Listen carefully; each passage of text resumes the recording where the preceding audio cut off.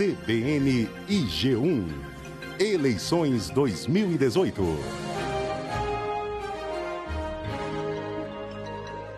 Olá, muito bom dia a você que acompanha mais uma entrevista da série com os candidatos à presidência promovida pela CBN e pelo G1. De acordo com o sorteio realizado na presença dos representantes dos partidos, hoje o nosso convidado é Guilherme Boulos, do PSOL. Amanhã, nosso convidado será Fernando Haddad, do PT.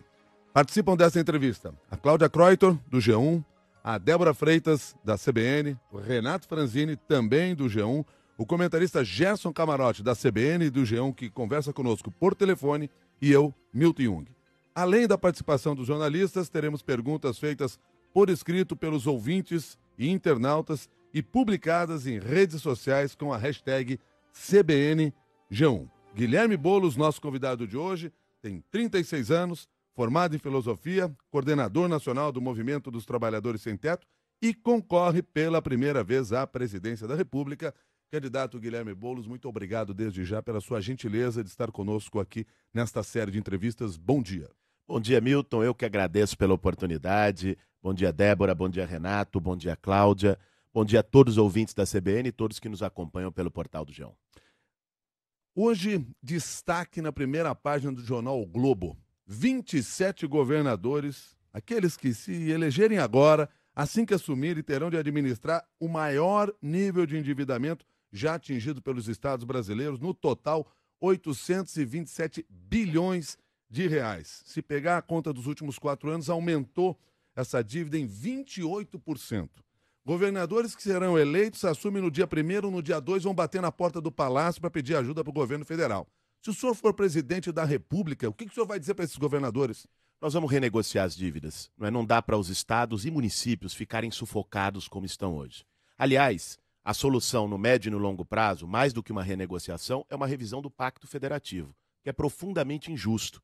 Hoje, a União é de longe a que mais arrecada das 3 esferas de poder, mas não é a que assume a maior parte das responsabilidades sociais. Só para dar um exemplo da educação, hoje nós investimos 5,5% do PIB em educação, que é um patamar baixo e nós vamos aumentar. E desses 5,5%, menos de 2% é da União, que mais arrecada. O grosso da carga fica com estados e municípios. Isso precisa ser revisto e nós vamos rever. Como refinanciar a dívida dos estados?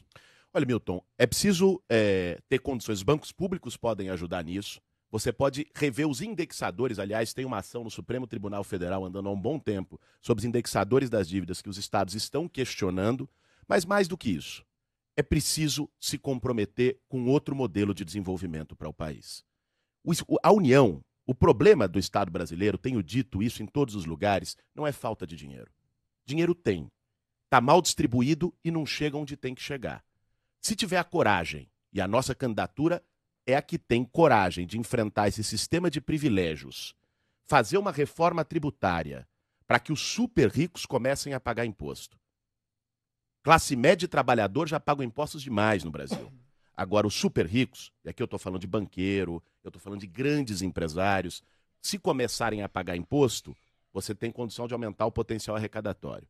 Junto com isso, você enfrentar a farra do Bolsa Empresário, 283 bilhões de reais que o Estado brasileiro deixa de arrecadar com desonerações fiscais sem nenhum critério. E o Bolsa Banqueiro, que são juros abusivos na dívida pública, tem condições de fazer um amplo plano de investimento público e social no país. Candidato Boulos, bom dia. Eu percebi que no começo da fala, o senhor falou muito sobre a renegociação das dívidas com os estados. Em que patamar vai ser essa renegociação? O que o senhor vai propor aos estados com relação à dívida? Renato, meu caro, nós temos que ver caso a caso. Né? Há estados que estão absolutamente sufocados. Né? Você pega o estado do Rio de Janeiro, né? Que sofreu, estados que sofreram mais diretamente, inclusive, com a crise da Petrobras e a crise do petróleo. O Rio dependia muito dos royalties do petróleo. Você tem vários estados e você tem que tratar conforme a situação de cada um. O que é fundamental do nosso ponto de vista, como princípio para conduzir uma renegociação de dívida dos estados? O que é fundamental é que o Estado brasileiro, em todos os seus níveis, não fique sufocado. A União tem condições de fazer isso. O que tem gerado a situação que nós temos hoje de explosão de dívida e de dureza da negociação por parte de equipe econômica federal é uma política suicida de ajuste fiscal. Só sabe cortar. A política que nós temos hoje no governo brasileiro, nessa turminha do Temer, do Meirelles, é a política da tesoura. Só sabe falar em corte. Quando fala em área social, quando fala em renegociar a dívida com estados e municípios, é corte, corte, corte. Nós não. Nós vamos trabalhar com a perspectiva de investimento social para dar oportunidade para o povo. Mas em termos práticos, para o governo federal conseguir ajudar os estados, precisa de dinheiro. E de onde vai surgir esse dinheiro? Vamos lá. Eu apontei aqui 3 pontos na questão inicial do Milton. Vou detalhar esses pontos. Nós precisamos enfrentar privilégios. Ter essa coragem de enfrentar o sistema de privilégios no Brasil. Vou lhe dar alguns exemplos. Né? Hoje, quem tem carro e está agora no trânsito, nos ouvindo do seu carro, paga IPVA. Quem tem um jatinho, um iate, um helicóptero, não paga R$1 de imposto no Brasil.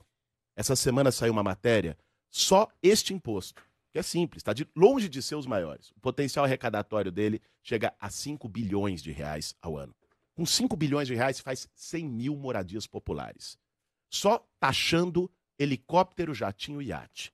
Se nós formos falar de tributar lucro e dividendo, aí nós estamos falando de coisa grande, né? Que é as grandes empresas que não pagam. Quando pagam no final do ano para os acionistas, isso não é tributado. É uma farra. O Brasil é um dos poucos países do mundo que não taxa isso. Só a tributação de lucro e dividendo, numa alíquota de 15%, arrecada 60 bilhões de reais ao ano. Com 60 bilhões de reais ao ano, se criam e se mantém mais de 1 milhão de vagas na universidade pública no Brasil. Se tiver coragem de enfrentar privilégio, dinheiro aparece. Mas o senhor falou 60 bilhões num, 5 bilhões no outro, só que o rombo das contas públicas é muito maior do que 65 bilhões. E então, o resto do dinheiro? Vamos lá, eu só comecei a falar, vamos seguir. Se a gente cortar o Bolsa Empresário, 200... O que é o Bolsa Empresário? O senhor usa essa expressão, que ela é emblemática ali nos seus discursos, mas o que é o Bolsa Empresário? Milton, o Bolsa Empresário é o seguinte: empresa ou empresário financia campanha eleitoral há muito tempo no Brasil. Nos últimos 30 anos a gente sabe como funcionou e não como mais, apodreceu, né? O sistema ou continua político. financiando. Que agora não pode mais pelo CNPJ, só pelo CPF. O Itaú não pode, mas o dono do Itaú pode. A farra continua a mesma. Então, financiam campanhas eleitorais, montam bancadas que servem a eles. Essas bancadas no Congresso atuam para aprovar desonerações fiscais. Nós tivemos uma onda enorme de desonerações fiscais em 2012 no governo Dilma, por exemplo. Isso depois foi se ampliando ao longo do governo Temer, a ponto de chegar a 4% do PIB, 283 bilhões em desonerações. Desoneração é o seguinte: chegar para o empresário e falar, você não precisa pagar imposto. Quem está nos ouvindo, se não pagar o IPTU de casa, vai ter problema. Agora, o grande empresário está lá, tem a licença para não pagar. E sem contrapartida de emprego. Isso foi gerado por lobby, por máfia no Congresso Nacional. Nós vamos acabar com essa farra. Quais as isenções que serão cortadas? Isenções que serão cortadas é aquelas que não têm contrapartida social e aquelas que não desburocratizam, por exemplo, o acesso do pequeno, do médio e do médio. Se você do médio, do pequeno e do microempresário. Se você pegar o simples, em parte, é uma isenção que pode ser mantida. Formas de dar oportunidade para o pequeno empreender é uma coisa. Agora, chegar à JBS e negociar porque ela tem uma bancada no Congresso Nacional, uma isenção fiscal, com a gente não. Só para ter um exemplo, isso dá 4% do PIB, o Bolsa Empresário hoje no Brasil. A isenção é por empresa ou a isenção vai ser por setor? A isenção é por setor. A isenção, ela tem que ser com contrapartida social, Milton. Ela tem que se justificar. Não dá para ajudar nenhum setor porque a gente gosta desse setor. Zona Franca de Manaus, por exemplo. A Zona Franca de Manaus é um caso bem específico, né? Porque a Zona Franca de Manaus hoje, se você simplesmente dizer acabou a Zona Franca de Manaus, você já vai gerar um caos. Manaus é uma cidade que está no meio da Amazônia, né? A Zona Franca permite uma geração de empregos enorme. Se você falar acabou a Zona Franca, essas empresas vão embora e você vai gerar um desemprego enorme em Manaus. Esse é um caso que tem que ser tratado à parte. Agora, essa não é a regra das isenções. A regra das isenções é por setores que, em tese, por terem isenção, gerariam mais emprego ou não demitiriam. Isso não aconteceu. Não houve contrapartida social. Se não há contrapartida social, só para vocês terem uma ideia, isso não sou eu que estou dizendo. Secretário da Receita do Temer deu uma entrevista faz um mês e meio na Folha de São Paulo. Ele disse o seguinte: dos setores estratégicos da economia que tem desoneração fiscal, ele citou 3. salmão, caviar e filé mignon. Entraram nas desonerações da cesta básica. Só esqueceram de botar esses produtos na cesta básica do trabalhador brasileiro. Essa farra tem que acabar. A média das desonerações no Brasil é o dobro da internacional. Internacionalmente é 2% do PIB, aqui é 4%. Nós vamos cortar isso e isso vai para investimento social. Só o Bolsa Empresário cobre o déficit. Débora Freitas. A gente tem aqui uma pergunta já do nosso ouvinte internauta, que pode nos encaminhar perguntas para o candidato Guilherme Boulos pelas redes sociais, #CBNG1. A Raquel Quilial pergunta o seguinte: por que o pessoal optou por candidatura própria ao invés de apoiar a candidatura Lula/Haddad? Ela pergunta se o pessoal tem reservas quanto ao PT. Eu gostaria só de complementar para onde deve ir o pessoal num segundo turno, caso o senhor não chegue lá, considerando que o senhor tem 1% das intenções de voto nas pesquisas. Vamos lá, Débora. Primeiro, o PSOL sempre teve candidatura própria. Desde que o PSOL surgiu, participou de 3 eleições presidenciais e nas 3 com candidatura própria. O PSOL nasce de diferenças em relação ao PT. Diferenças que não impedem de reconhecer avanços sociais que ocorreram durante os governos do PT, mas diferenças importantes. Cito aqui 2. Uma é os governos do PT terem perdido a oportunidade nesse país de fazer uma grande reforma política. O sistema político brasileiro está podre. É o sistema do toma lá da cá, do balcão de negócios. Presidente que chega, negocia com o Congresso Nacional governabilidade, trocando cargo no Ministério por voto no Congresso Nacional. Nós não queremos governar desse jeito. Essa forma de governabilidade apodreceu, gerou desesperança no povo brasileiro, né? É a turma do PMDB, as grandes oligarquias Sarney, Renan, Jucá, Eunício. Entra governo, sai governo, estão sempre lá. Romero Jucá é líder do governo desde Dom Pedro I. Né? Qualquer governo que seja eleito, ele está lá como líder do governo. Com a gente, não. Com a gente vai ser líder da oposição ou líder de cela na papuda. Nós não vamos governar com essa gente. Essa é uma diferença importante.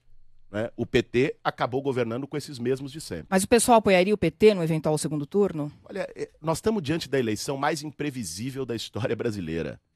Né? O cenário está totalmente aberto há 3 semanas do pleito. Né? Vamos esperar as coisas acontecerem. Gerson Camarote.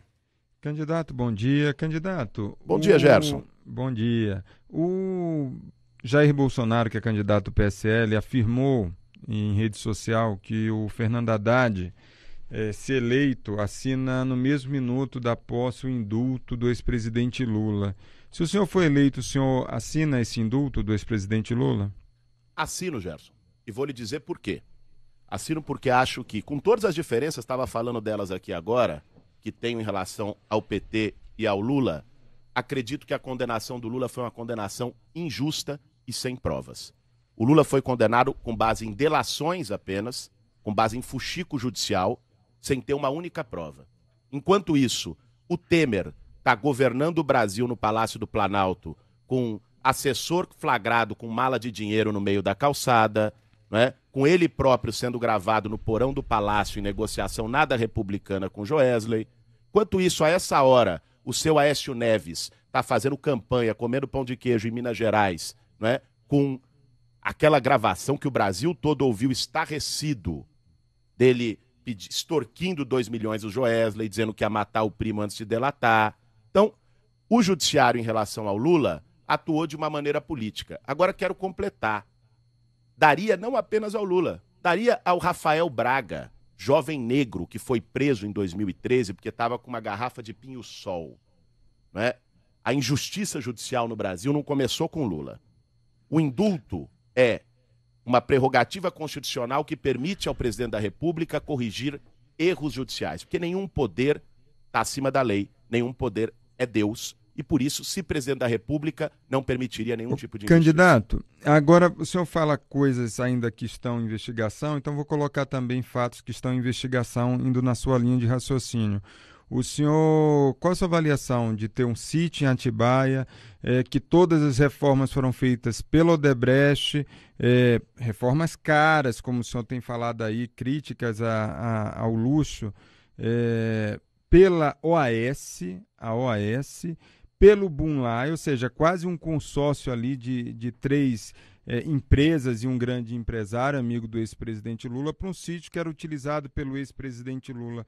Como é que o senhor avalia isso, essas reformas iniciadas quando o ex-presidente ainda estava no comando do Palácio do Planalto e relatada ao próprio Lula pelo Emílio Odebrecht. O que é que o senhor acha disso daí, candidato? Gerson, meu caro, não foi por isso que o Lula foi condenado. O Lula está não, condenado o senhor e preso está falando por outro coisas processo. Futuras. Eu posso também falar não estou falando do triplex. de coisas futuras, eu estou falando de coisas presentes. O Brasil todo ouviu o áudio do Aécio Neves, o Brasil todo ouviu o áudio do Temer. Isso não é futuro.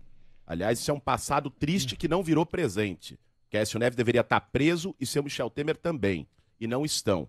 Agora, em relação ao Lula...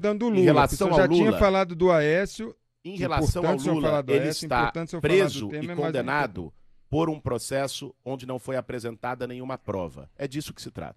Tá, mas sobre o que eu perguntei, candidato, eu queria a sua resposta em relação ao sítio de Atibaia. Eu já lhe respondi, Gerson. Eu não vou comentar um processo em relação a esse caso em que não foi apresentado prova e não foi julgado. Eu estou comentando a não participação do Lula no processo eleitoral por um processo em que ele foi condenado sem prova. Agora, eu não sou advogado do Lula, eu sou candidato a presidente da República. Vamos falar sobre o Brasil. Mas como candidato a presidente da República, o senhor está dizendo que daria indulto a diferentes pessoas. E por isso essa discussão agora. No caso de Michel Temer, ele não foi ainda processado, até porque ele tem o, aspas, indulto por ser o presidente da República. A partir do dia 1º de janeiro, possivelmente esse processo andará, ou não?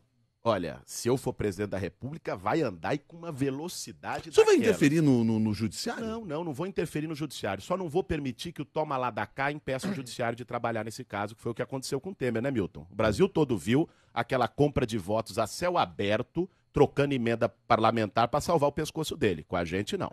Eu quero retomar um ponto que a gente está falando muito do Lula com relação ao senhor, nem é do mesmo partido, mas tem uma questão importante, que uma cena emblemática dessa campanha foi o dia em que o Lula foi preso. E no discurso dele de saída, o senhor estava lá no palco. Tinha lá no palco o senhor, tinha a Manuela. Tinha o Haddad, inclusive, para trás, né? Um pouco para trás na imagem. Quem estava na frente da imagem era a Manuela e o senhor. E naquele momento o Lula falou muito, o senhor elogiou muito o senhor, disse que o Boulos e a Manuela iam seguir falando por ele e tudo mais. O senhor tinha uma expectativa naquele momento de que o senhor herdaria os votos de Lula nessa eleição? Por que o senhor participou daquele evento de um modo tão claro assim, tentando colar a sua imagem de Lula? Renato, vamos lá. Se eu tivesse expectativa de ser indicado pelo Lula, eu teria me filiado ao PT e não ao PSOL. Eu me filiei ao PSOL porque é o que está mais próximo às posições do PSOL com aquilo que eu acredito para o Brasil. Porque tenho críticas importantes ao PT na sua gestão no governo federal. Citei aqui a da reforma política, de não ter feito e ter governado com essa mesma turma de sempre, e que, aliás, continua. Nós vimos há 10 dias atrás o Fernando Haddad indo lá para o Nordeste fazer beijamão com o Eunício Oliveira, com o Renan Calheiros, o que é inadmissível. Para mim é quase um masoquismo. Depois de tudo que aconteceu, voltar a compor e fazer aliança com essa turma do PMDB. Tenho outras diferenças, que já tive, inclusive, a transparência de conversar assim, tete a tete, com o próprio ex-presidente Lula e colocar essas diferenças. Por exemplo, não ter enfrentado grandes privilégios nesse país, não ter feito uma reforma tributária para que super rico começasse a pagar imposto, que é o que nós já falamos aqui, não ter enfrentado o interesse dos banqueiros. O Brasil é a república dos bancos, é uma Disneylândia financeira, é impressionante. Agora você me perguntou por que eu estava lá. Eu estava lá porque diferença política não pode ser confundida com conivência com injustiça. Em relação à prisão do Lula, reitero aqui, acho que houve uma injustiça judicial e não vou deixar de me posicionar. Cláudia. O senhor está falando de fazer uma reforma tributária, taxar os super ricos, etc. Tudo isso são medidas que precisam ser negociadas com o Congresso. Como o senhor pretende fazer essa negociação num Congresso que possivelmente não teria uma maioria? Como o senhor pretende negociar esse tipo de coisa com o Congresso? Sem entrar nesse toma lá da cá, sem... Vamos lá, Cláudia. Primeiro, quero dizer para você que eu faço parte do partido que tem uma bancada parlamentar. São 6 deputados. Vocês, quem acompanha Congresso, Camarote acompanha Congresso lá em Brasília, sabe que são 6 deputados que fazem mais barulho que 60, porque não tem rabo preso. Uma bancada firme que se posiciona com coerência. Essa é a posição do PSOL, dos parlamentares do PSOL, e que eu espero, seguramente, vai ampliar a sua bancada nessas eleições. Agora, nós temos que ter a clareza do seguinte, e quem está nos ouvindo, eu tenho a certeza que concorda com isso. O sistema político brasileiro apodreceu. Nós temos que entender governabilidade não mais como uma negociação apenas entre as instituições. Tem que ser uma negociação em que a sociedade faça parte. Não dá para achar que governar o Brasil vai ser, de novo, sentar numa mesa, presidente da República, presidente do Congresso e decidir as coisas. Isso deu no que deu. Esse modelo que aconteceu nos últimos 30 anos deu em Eduardo Cunha, deu em Michel Temer, deu num sistema político falido. Democracia, para mim, não é apenas apertar um botão a cada 4 anos e depois o povo sai de cena. Senão vira igual aquele programa do Big Brother na televisão. Que as pessoas podem decidir quem fica na casa, quem sai da casa, mas não decidem nada do que acontece dentro da casa.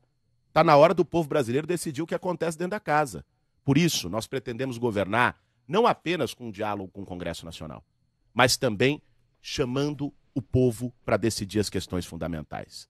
Plebiscitos e referendos, Mas por até para exemplo. plebiscito precisa que o Congresso aprove. Precisa. Como seria essa negociação? Veja só. Primeiro, diálogo. Diálogo entre as instituições tem que ter.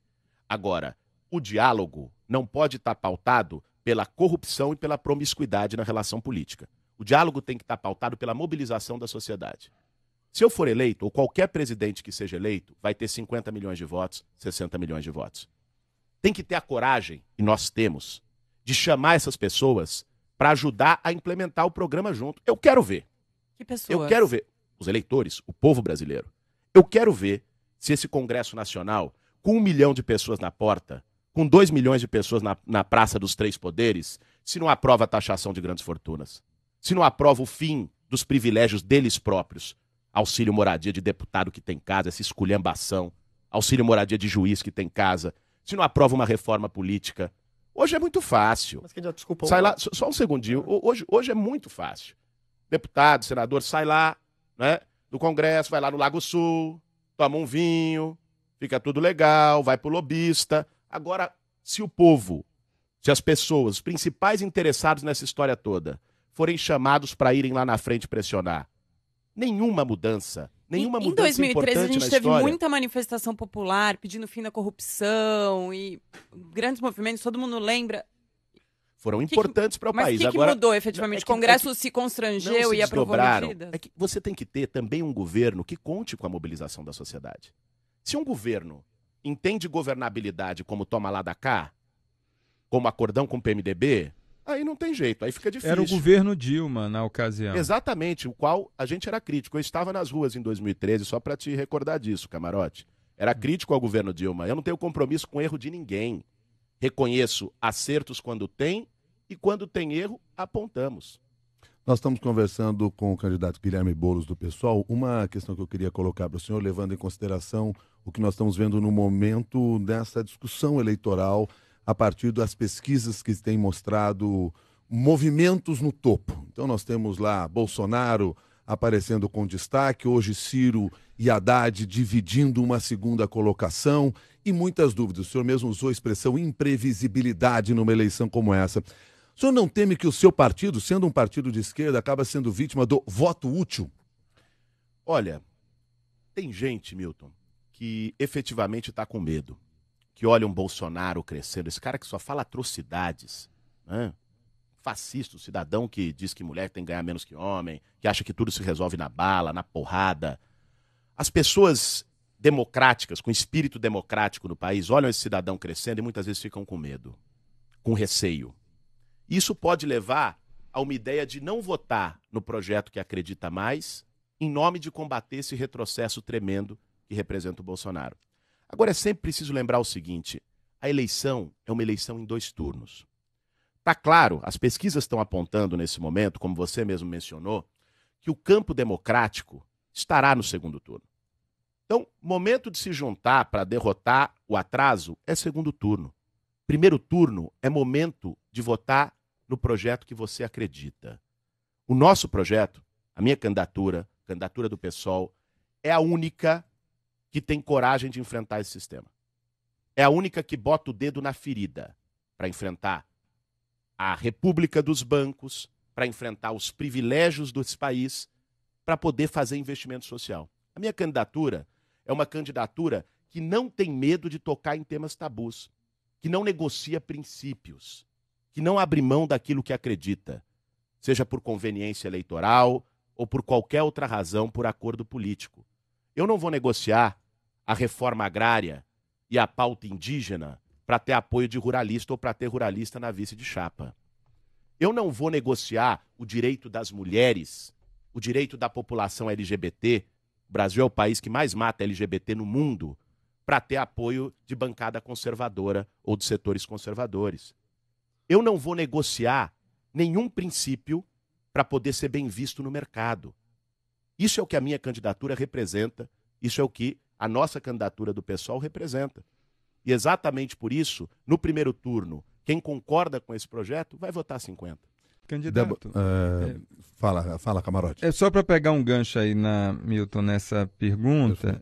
Eu me lembro muito da criação do PSOL, estava acompanhando aqueles deputados, a senadora Heloísa Helena, que estava ali em confronto com o Partido dos Trabalhadores, e em 2006 foi lançada a candidatura dela, que teve uma votação relativamente expressiva, quase 7% dos votos, mais de 6 milhões de votos. Depois disso, outras candidaturas do PSOL não tiveram o mesmo desempenho e só caindo ao longo dessas últimas campanhas, tanto a Luciana Genro, o Plínio.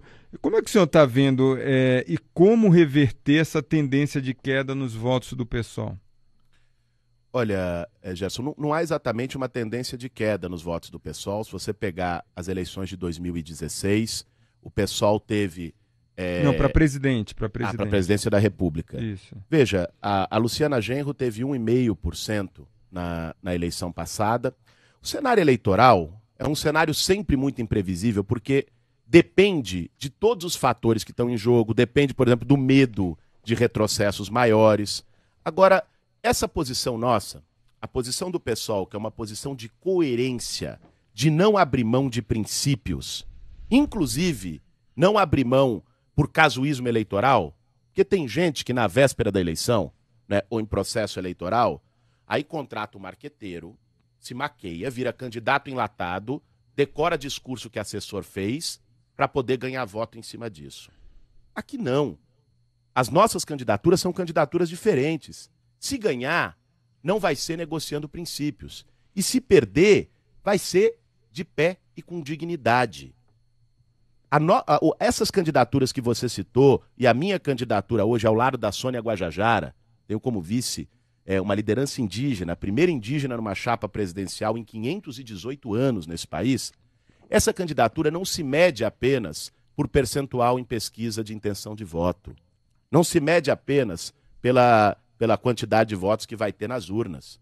Se mede também pela elevação da consciência política da sociedade brasileira. Nenhuma outra candidatura está colocando esses grandes temas com tanta firmeza, com tanta clareza e com tanta coragem como a nossa. Eleição não pode ser vale tudo, se negocia tudo no balcão.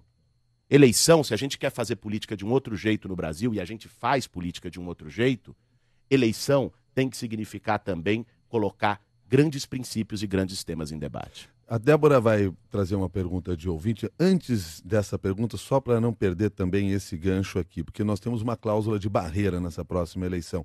Essa queda, por exemplo, na votação para presidente, isso pode impactar o tamanho da bancada do PSOL? Não, primeiro eu não acho que vai ter uma queda, né? Acho que nós vamos ter uma subida nessa eleição para presidente que está colocada agora em 2018. E a bancada do PSOL vai crescer. Nossa perspectiva é dobrar a bancada nessas eleições. Débora.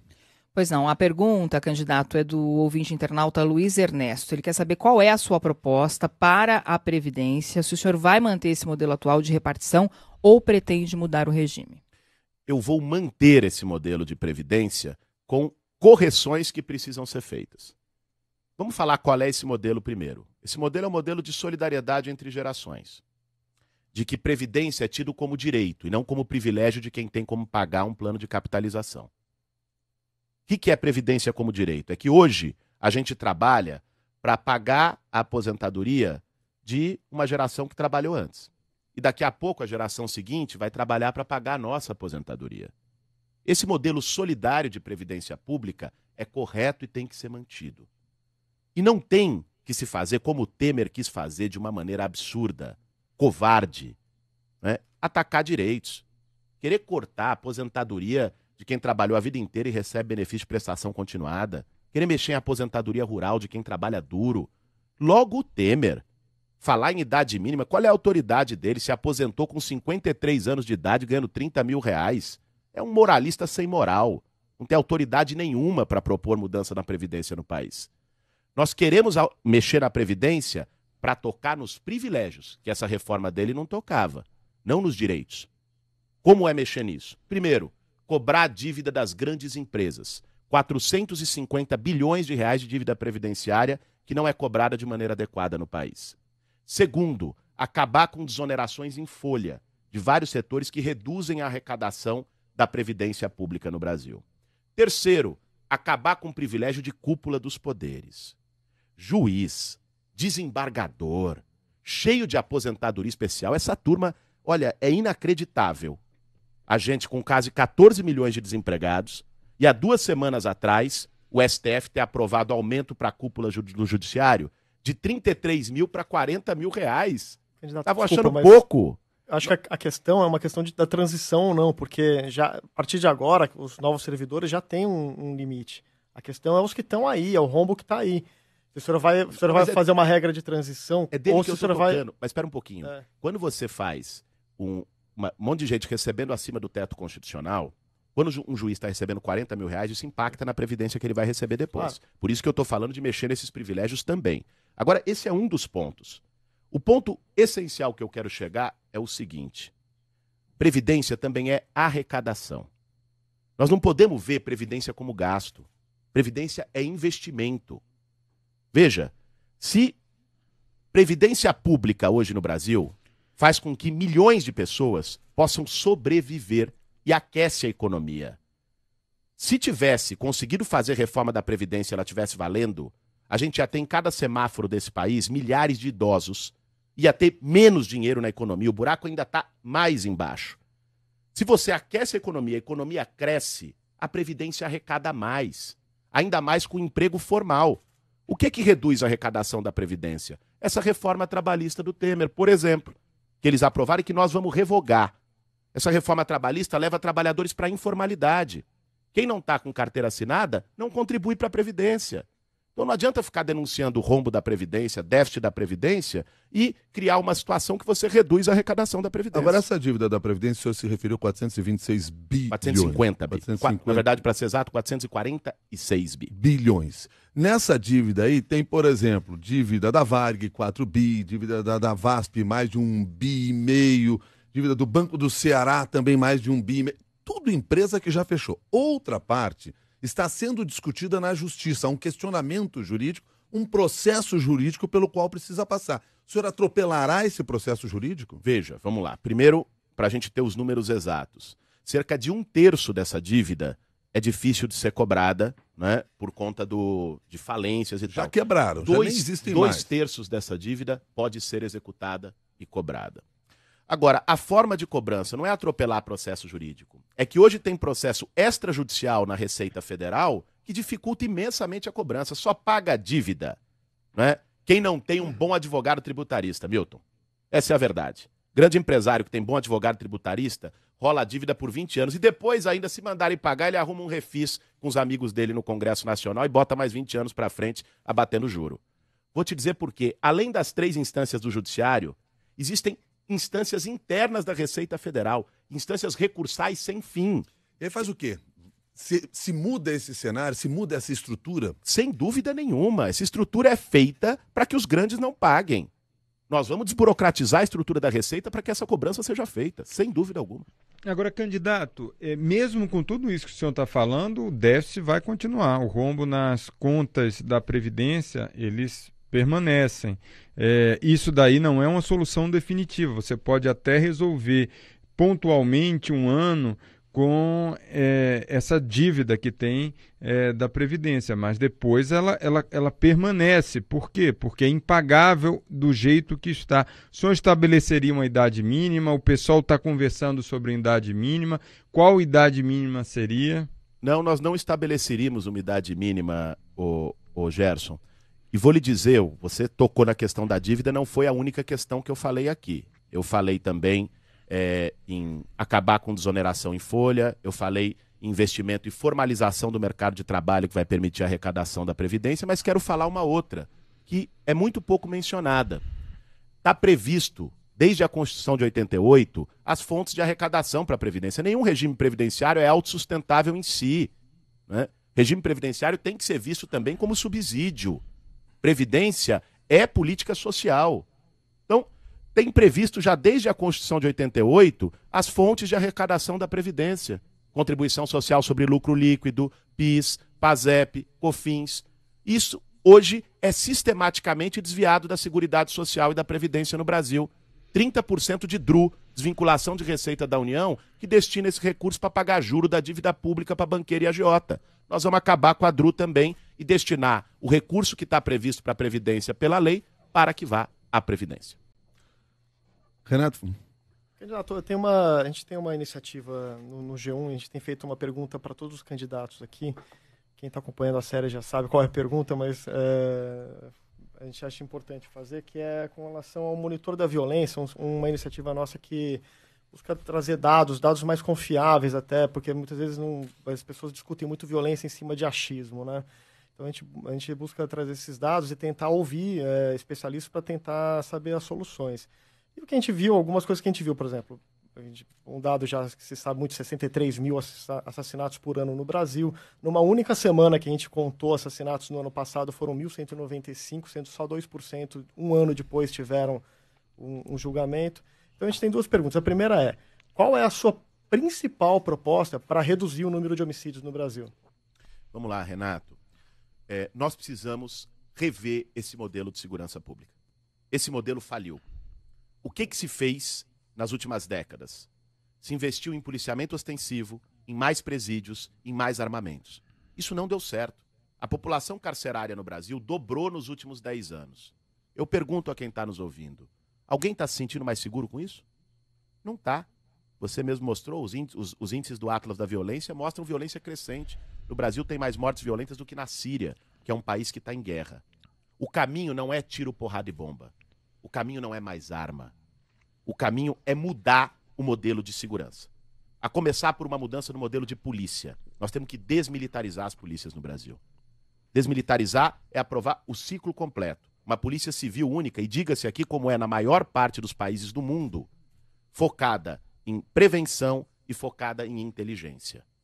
Porque, vamos falar aqui o português claro, o comando do crime organizado no Brasil não está no barraco de nenhuma favela. O comando do crime organizado no Brasil está muito mais perto da Praça dos Três Poderes, em Brasília, com ramificação no poder econômico, do que de qualquer favela desse país. Quem vier aqui no rádio, na televisão, dizer que o problema da violência é o menino que está fazendo aviãozinho na favela, está mentindo. O grande tema das mortes violentas no Brasil é tráfico de armas e munições. É descontrole no tráfico na venda, no comércio de armas e munições. Mas líderes que comandam o crime organizado estão lá protegidos muitas vezes dentro de uma comunidade. Utilizam-se daquela estrutura para se proteger, inclusive. Agora, você achar que o crime organizado está comandado por ele ali, como é que chega a arma para ele? Como é que chega a droga para ele? Esses que estão presos, por exemplo, não eram quem comandavam. Eu não creio que os comandantes do crime organizado de verdade no Brasil estejam presos. Até tem helicóptero do senador que foi pego cheio de cocaína e não me parece que esteja preso. Não é? O comando, como é que a arma chega? A arma chega na comunidade, ela aparece? De repente a droga chega, ela brota do chão? Mas esses são os que comandam o crime organizado ou esses são os que se beneficiam do crime organizado fazendo disso negócio? Newton, a gente não pode cair na história de Bang Bang, que o comandante é o que está lá na laje com essa história mística. Não é isso, não.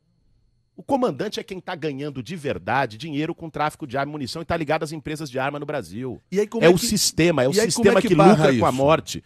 Barra o seguinte, com uma política corajosa de inteligência e investigação. Nós temos que desbaratar essas máfias e essas quadrilhas, que nunca foram investigadas de verdade. Candidato, o que a gente vê hoje é o crime organizado comandando tudo, inclusive de dentro dos presídios. Grandes líderes de facções criminosas.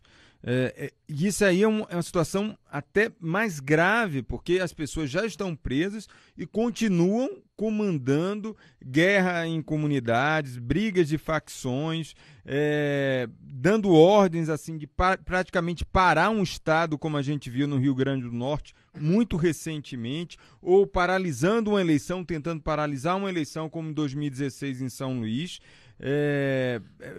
Mortandade que a gente vê, coisas horrorosas como a gente viu em Manaus, um massacre com uma centena de mortos.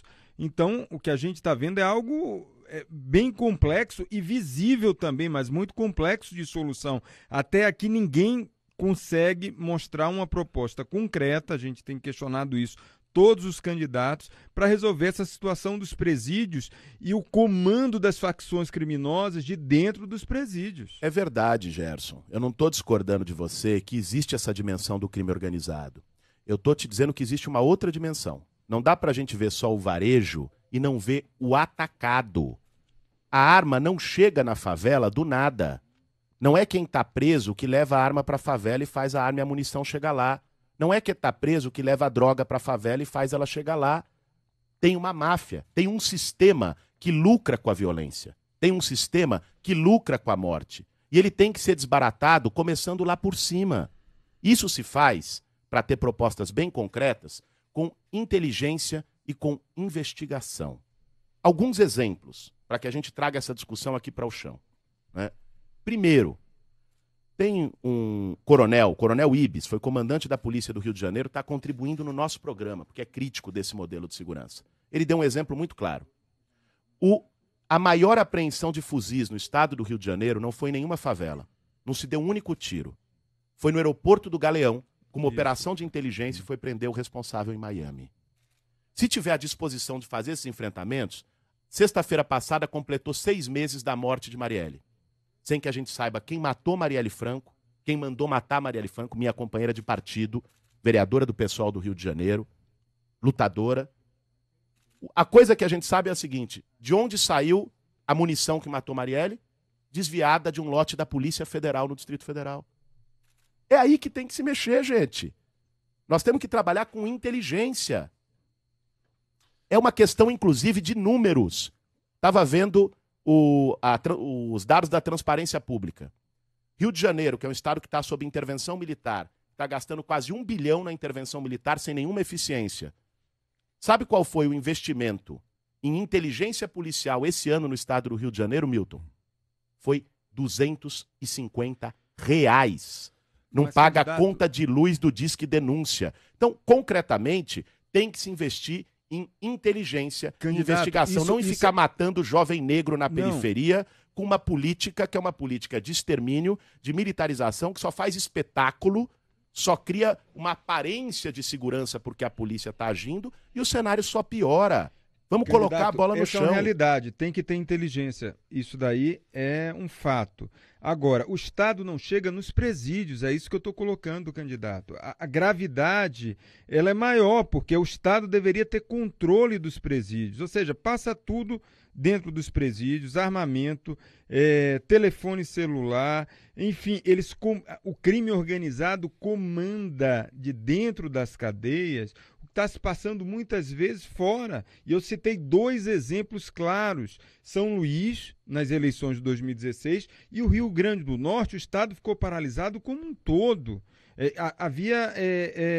A população não podia sair na rua. Então, eu estou dando 2 exemplos de que há controle de dentro dos presídios e o Estado não comanda isso. É isso que eu estou questionando. Você tem razão com isso, Gerson. E nós temos que fazer com que comande. Agora, este sistema carcerário no Brasil é um sistema que está falido. A população carcerária dobrou nos últimos 10 anos por uma política de encarceramento em massa. Sabe qual é o apelido de cadeia em qualquer periferia desse país? Eu sou morador da periferia de São Paulo. Moro no bairro do Campo Limpo. Sabe qual é o apelido? É faculdade. Faculdade do crime. Isso. E você bota um monte de gente, só para concluir esse raciocínio, Milton, sobre o sistema carcerário que eu considero importante, você amontoa um monte de gente em presídios, quase 40% deles sem condenação, sem julgamento, sequer em primeira instância. Outros 30% deles por porte de drogas para consumo. Nós temos que descriminalizar as drogas no Brasil. Esse é um ponto importantíssimo também. Essa política de guerra às drogas é insana. Droga tem que ser tratada, abuso de substância química, como um tema de saúde pública, como um tema do SUS, não como um tema do Código Penal. Candidato e tem Guilherme que ter coragem para enfrentar isso. Me permita colocar dentro do tema da segurança pública a segunda questão, então, do monitor da violência. Renato Francini. Qual a sua proposta para reduzir a violência contra a mulher? Renato, essencial. O Brasil é o 5º país do mundo em violência contra as mulheres. Lamentavelmente, nós temos uma cultura machista que se apresenta nas instituições, se apresenta na estrutura da sociedade brasileira. Nós temos uma proposta, está no nosso programa, do Pacto Nacional pela Vida das Mulheres, que é destinar 1% do PIB para políticas de prevenção e enfrentamento à violência contra a mulher. Cito aqui 3 dessas políticas. Primeiro, criar a Patrulha Maria da Penha, que é equipar e preparar guardas municipais no Brasil inteiro para atuar de maneira preventiva e ostensiva para combater a violência contra a mulher. Segundo, é criar casas de acolhimento. Hoje, um grande problema de mulheres vítimas da violência é que elas sofrem a violência, denunciam e depois têm que voltar para a mesma casa onde muitas vezes está o agressor, porque não tem lugar para ir. Nós temos que ter casas de acolhimento provisórios para que essas mulheres possam denunciar e depois ficarem seguras. E um terceiro ponto é criar, já existem, mas expandir para o Brasil inteiro, centros de referência de atendimento à mulher vítima de violência, para que ela seja atendida e não sofra uma dupla humilhação. Hoje, muitas mulheres sofrem agressão, sofrem a violência e depois, quando vão buscar ajuda especializada, sofrem a humilhação e até a dúvida. Será que apanhou mesmo? Será que não mereceu? Quantas mulheres já não ouviram isso no Brasil? Nós temos que ter centros de referência especializados para combater de verdade. E termino com uma última proposta que tem a ver com o combate ao machismo em outro âmbito, que é a desigualdade salarial no país. Tem candidato a presidente da República que acha natural que mulher ganhe menos do que homem. Não é não. Tem gente que acha que o Estado não tem nada a fazer nisso, que é uma questão da iniciativa privada com seus empregados. Não, senhor. Nós vamos criar a lista suja do machismo. O que é a lista suja do machismo? Empresa que for pega, fiscalizada, pagando salário menor para mulher do que para homem na mesma função, vai entrar nessa lista, não vai poder pegar nenhum crédito em banco público, não vai poder fazer nenhum negócio com o governo e vai ter seu nome exposto com o selo do machismo. Candidato Guilherme Boulos, a Débora Freitas tem pergunta para fazer para o senhor. Candidato, sobre a questão do déficit habitacional. O senhor já prometeu zerar esse déficit, mas o trecho sobre moradia e cidades do seu programa não inclui essa proposta concretamente. O senhor, inclusive, costuma citar um número de imóveis ociosos que podem ser utilizados, mas alguns deles são objetos de ações judiciais ou precisam de uma reforma grande para receber pessoas para que eles possam ser ocupados. Qual é a proposta concreta e em quanto tempo ela pode ser aplicada para resolver a questão da moradia no Brasil? Vamos lá, Débora. Essa é uma questão muito importante e eu acredito que muita gente que está nos ouvindo sofre o drama de todo final do mês ter que fazer a dura escolha entre pagar aluguel e botar comida na mesa. O problema da moradia não é só um problema de quem está em situação de rua. Esse é o problema mais extremo. E, aliás, quero aproveitar aqui para dar minha solidariedade ao padre Júlio Lancelotti, que foi agredido brutalmente junto com a população de rua aqui em São Paulo nesse último final de semana. O problema da moradia pega hoje 6.300.000 famílias, dá mais de 20 milhões de pessoas, que ou gastam uma parte importante do seu orçamento familiar pagando aluguel, ou estão morando de favor na casa de alguém, ou estão numa encosta de morro, na beira de um córrego, numa situação precária. Nós temos que atuar de maneira direta e com duas políticas. Uma é desapropriar imóvel que está abandonado e ocioso, como a lei já determina. É que no Brasil tem esse fenômeno de lei que pega e lei que não pega. Lei que enfrenta grande interesse econômico, por vezes não pega. Com a gente vai pegar. Tanto a Constituição como o Estatuto das Cidades determina desapropriação, inclusive desapropriação sanção, com título da dívida pública, sem pagar valor de mercado, para imóvel que está na especulação imobiliária, ocioso e abandonado. Nós vamos destinar esses imóveis para moradia popular, inclusive nas regiões centrais, porque pobre tem direito de morar no centro também. Isso é ter uma visão de cidade. Hoje, As cidades brasileiras funcionam com trabalhador mais pobre morando na periferia e classe média, os mais ricos, morando nos centros. Isso gera o caos urbano. Além da segregação e da desigualdade, isso gera o caos. Porque todos os dias, milhões de pessoas têm que, de manhã cedo, sair dos fundões para ir para o centro, que é onde está concentrada a oferta de emprego, e no final do dia voltar. Isso aumenta o trânsito, aumenta a superlotação do transporte. Trabalhador morando no centro, além de você garantir moradia com dignidade, você vai tocar no problema da mobilidade do transporte público, e isso nós vamos fazer. E vamos zerar o déficit habitacional no Brasil, para além da desapropriação de imóveis ociosos, com uma política ousada de construção de moradias populares em parceria com as comunidades que precisam. Então, o senhor cita esse número, inclusive queria aqui só trazer um número da Fundação João Pinheiro, que fala em 6.300.000 pessoas. É o déficit, o número aqui da Fundação João Pinheiro. São famílias, Débora. Te asseguro isso, a gente pode Bom, bater o senhor os fala em números depois. aplicar a lei, ok, aplicar a lei, mas como transformar esses imóveis, como deixar esses imóveis aptos para as moradias, em quanto tempo isso levaria? Há pessoas há mais de 10 anos na fila esperando por moradia. Claro, eu sei desse drama há 17 anos, atuo na luta por moradia com muito orgulho, conheço isso de perto. E a forma de fazer isso rápido, primeiro é ter coragem. De não aceitar essa ideia, não tem recurso. É muito engraçado. Recurso para pagar auxílio moradia para juiz e deputado que tem casa? Tem. Para fazer moradia para a família que está pagando aluguel não tem? Tem sim. Nós vamos reformar e requalificar imóveis que estão abandonados após a desapropriação. Isso é o tempo de obra. Tempo de obra, 1 ano, 1 ano e meio, você faz obra e dá condições para que as pessoas entrem nesses imóveis. Essa questão mais prática, ela está na mão dos prefeitos. E nem sempre os prefeitos vão estar na mesma linha que o senhor tem na cabeça, né? Não, ela não está necessariamente na mão dos prefeitos. Quem vai... O Estatuto das Cidades tem que ter uma regulamentação federal. Um dos grandes problemas do Estatuto das Cidades, que é uma lei de 2001, que determina, inclusive, regulamenta a função social da propriedade, é que ele deixou quase que como quem quer aplica, quem não quer aplica. Quem não quer não aplica. Nós vamos regulamentar o Estatuto das Cidades em esfera federal e vai se tornar obrigatória a aplicação dele, a notificação dos imóveis ociosos, o IPTU progressivo para imóvel abandonado e a desapropriação sanção. Você vê o governo federal mexendo em algo que é tão próprio das cidades assim? Não, mas é evidente. Tipo, o IPTU é um imposto municipal, como que você vai... Não, mas o IPTU é regulamentado federalmente. Aliás, a cidade de São Paulo, onde nós estamos aqui no estúdio, quando houve uma alteração do IPTU na gestão do ex-prefeito Fernando Haddad, isso foi judicializado em esfera federal e alterado. Você tem condições de... Obviamente não é o governo federal que vai gerir e administrar o IPTU, mas o governo federal tem condições de estabelecer uma política urbanista regulamentando o Estatuto das Cidades, que é uma lei federal. No campo da educação, que é um tema sobre o qual nós não tratamos diretamente ainda, levando em consideração as próprias propostas que já se tem no Brasil, as próprias metas que já se tem no Brasil. Em 2014, por exemplo, todos os candidatos prometiam escola em tempo integral. Isso nunca se viabilizou no país. Existe essa proposta, existe essa ideia dentro da sua candidatura? Sim, o nosso programa propõe a começar pela creche, Milton.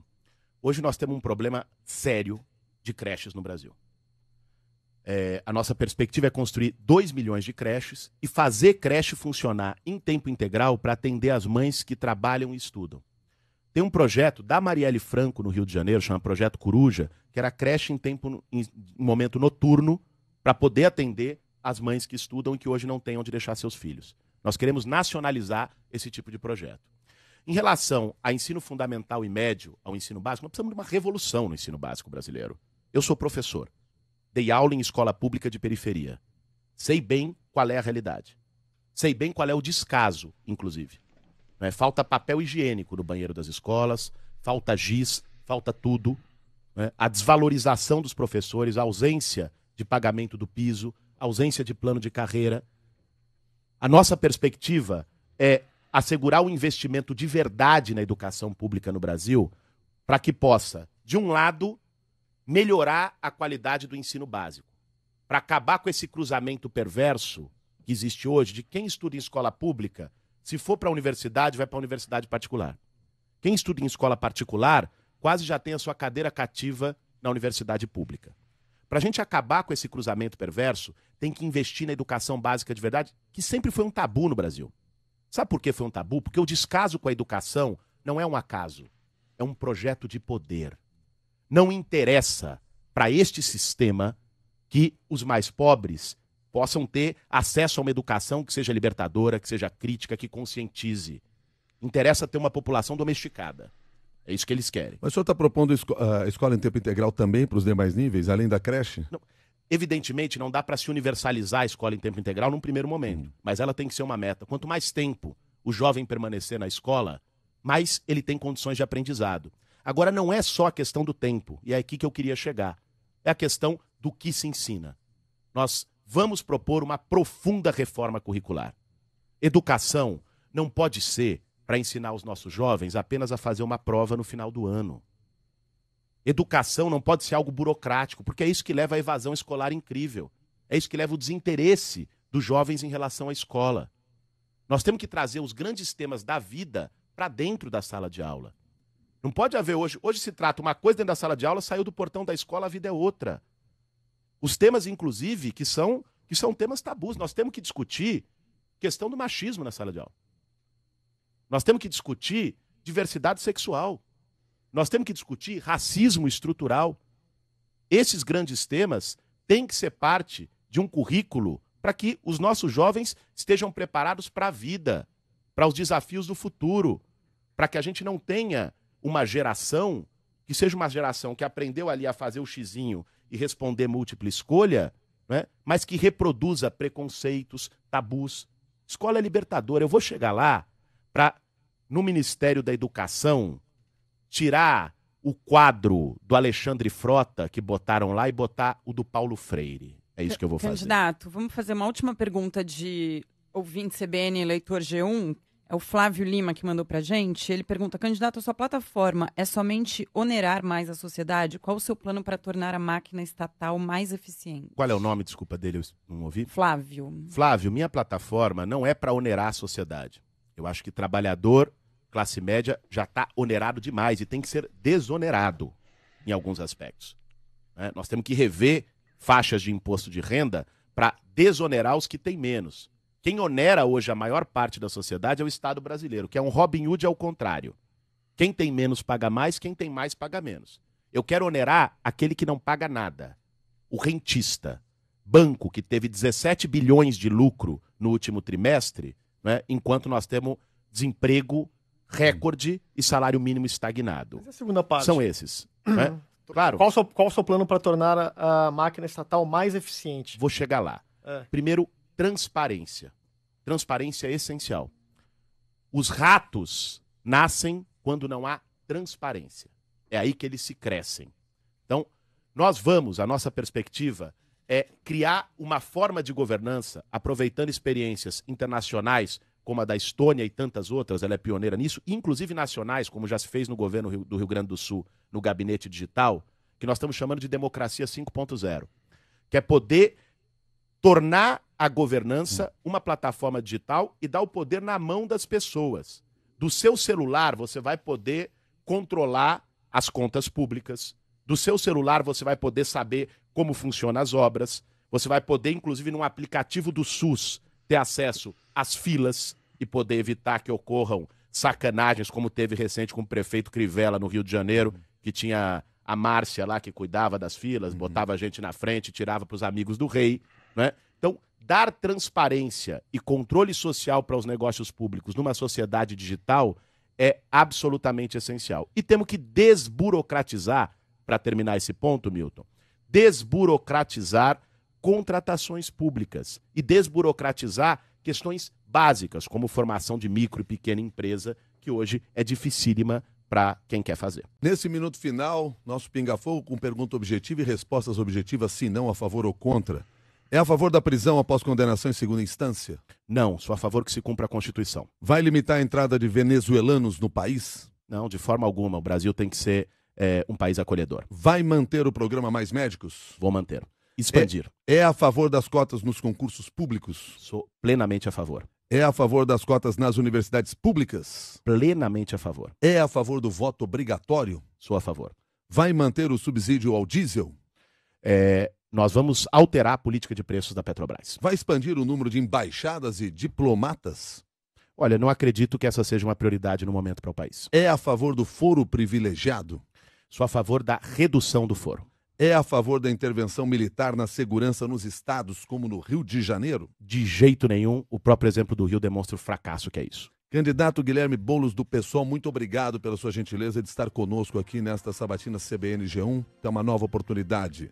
Eu que agradeço, Milton, agradeço a você, Cláudia, Débora, Renato, a todos que nos acompanharam até agora e deixar o último recado. Quem concordou com isso que eu falei, vote 50, dia 7 de outubro. Muito obrigado a você que participou desta nossa conversa. Amanhã, no mesmo horário, nós teremos a presença do candidato à presidência pelo Partido dos Trabalhadores, Fernando Haddad.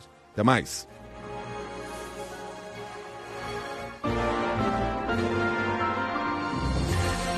CBN e G1.